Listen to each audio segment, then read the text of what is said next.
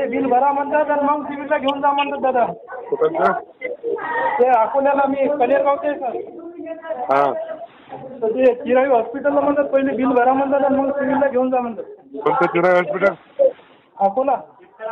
हां. अकोल्याला आहे मी, कनेरगावचा आहे, नितीन होडगे. हां.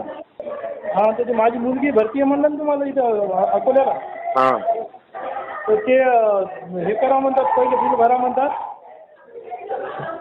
कोण आहे? द्या त्याला फोन. संतोष बांगर.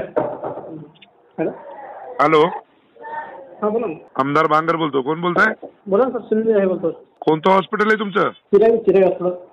अरे चिराई हॉस्पिटल आहे, पण मग अशा पद्धती या पद्धतीने करता का? त्या लोक पैसे नाही तर तुम्ही व्हेंटिलेटरवर घेत ना पेशंट. बोंबलायला घ्यायले का? पैसे दिल्याशिवाय व्हेंटिलेटरवर घेत ना म्हणता. पेशंटला जर कमी जास्त जर झालं तर दवाखान्याला राख लावेल, तुमच्या ध्यानात ठेवा. काय पैशासाठी बोललो नाही म्हणता? त्याला म्हणाले की पहिले आधी तू 25,000 भरतो, तुला व्हेंटिलेटरवर घेतो. डॉक्टर आहेत का तुम्ही? खाती काय?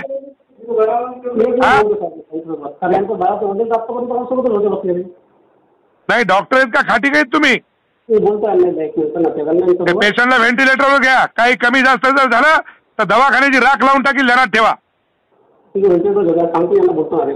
हा, ताबडतोब व्हेंटिलेटरवर घ्या पेशंटला. ते लेकरू त्याला निमोनिया झालाय आणि त्याला तुम्ही पैसा पायी फक्त तुम्ही त्याला व्हेंटिलेटरवर घेत ना.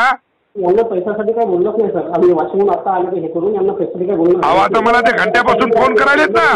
नाही, नातेवाईक पहिल्यांदा भेटासाठी आले ते. बोला त्यांना. सर मी इथं दादा 3 दिवसापासून भरती आहे म्हणलं मी. अच्छा. हा, मुलगी ते आता आज सिरियस झाली जास्त.